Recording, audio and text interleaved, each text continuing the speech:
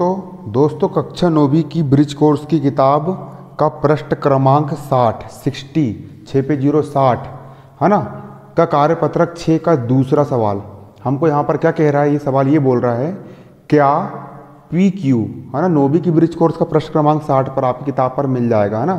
Clear है ना। क्या बोल रहा है सवाल बोल रहा है क्या पी क्यू, यहाँ पर पी क्यू कहाँ है, ये हो गया पी और ये हो गया क्यू। क्या पी क्यू मतलब ये वाली रेखा, क्या पी क्यू ए बी का, किसका ए बी, ये हो गया ए बी, ये हो गया ए और बी, ए बी का लंब समद्विभाजक है। हमको यहाँ पर ये बताना है क्या पी क्यू रेखा ए बी रेखा की लंब समद्विभाजक है क्या, ये बताओ मुझे। क्या बताना है कि क्या पी क्यू रेखा ए बी की क्या लंब समद्विभाजक है, और यदि है तो फिर क्यों है, हमको यहाँ पर ये बताना है। देखिए यहाँ पर आप इसकी जांच आसानी से कर सकते हो, इसकी जांच आप आसानी से कर सकते हो।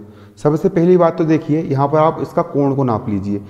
आपके पास चांदा है ना, आपके चांदे पर एक बिंदु यहाँ पर आपका जी होता है और दूसरा बिंदु यहाँ पर ये होता है ना, तो बिंदु सी पर आप इस बिंदु को रखिए, ये वाला बिंदु आपको बिंदु सी पर जाना चाहिए, चला गया। उसके बाद ये 0 डिग्री वाली जो रेखा है, ये वाली रेखा इस बिंदु बी के ऊपर, बी वाली रेखा के ऊपर आनी चाहिए। अब इसको नाप लीजिए, तो बिंदु पी वाली जो रेखा है ना वो बिल्कुल 90 डिग्री की सिधाई से आ रही है। मतलब यहाँ पर कोण कितने अंश का बन रहा है, यहाँ पर कोण 90 अंश का बन रहा है। कोण कितने अंश का बन रहा है, 90 अंश का। और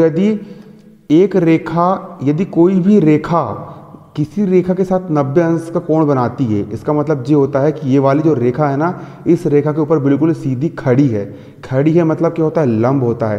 कोई रेखा यदि किसी रेखा के ऊपर खड़ी है तो मतलब क्या होता है, लंब होता है। तो ये रेखा पी क्यू रेखा ए बी पर लंब तो है, लेकिन अब समद्विभाजक है यानी हमको ये पता करना पड़ेगा। समद्विभाजक का मतलब होता है दो, सम यानी समान, और द्वि यानी दो, भाजक यानी विभाजित करना मतलब बांटना। क्या ये वाली रेखा इस ए बी वाली रेखा को 2 बराबर भागों में बांटती है क्या? हाँ, चित्र को देखने पर लग तो रहा है कि पी क्यू रेखा ए बी रेखा को 2 समान भागों में विभाजित कर रही है, 2 समान भागों में, बराबर भागों में बांट रही है, 2 बराबर भागों में क्या कर रही है, बांट रही है। हम स्केल से इसको नाप के देख सकते हैं। देखिए सबसे पहले ये वाला भाग कितना लंबा है, देखिए वाला भाग 0, 1, 2, 3 सेंटीमीटर लंबा है। और ये वाला भाग नाप लेंगे हम, ये वाला भाग भी कितना है, 0, 1, 2, 3 सेंटीमीटर लंबा है।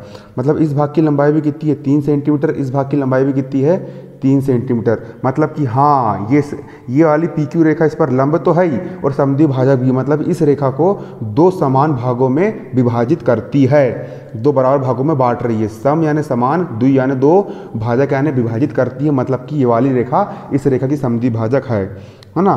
तो सवाल ने क्या बोला, क्या पी क्यू रेखा ए बी का लंब समद्विभाजक है, हाय तो हाँ या नहीं। तो यहाँ पर लिख देंगे हम हाँ है। और कारण क्या है, तो यहाँ पर हम लिख देंगे चूंकि पी क्यू रेखा ए बी रेखा खंड को 2 बराबर भागों में विभाजित करती है, 2 बराबर भागों में करती है, विभाजित करती है। तो समद्विभाजक हो गई। और लंब क्यों है, क्योंकि ये वाला जो कोण है, इस बिंदु सी पर जो कोण बना है, कोण पी सी बी, इसका मान कितना है, 90 डिग्री है। नाप पढ़ना सीखो, कोण पी सी बी, कौन सा कोण, देखिए कोण पी सी बी बराबर कितने डिग्री है, 90 डिग्री है 90 डिग्री है ना, 2 बराबर भागों में बांट रही है और 90 डिग्री भी है। अतः यह लिख देंगे, अतः रेखा पी क्यू ए बी की क्या है, लंब समद्विभाजक है।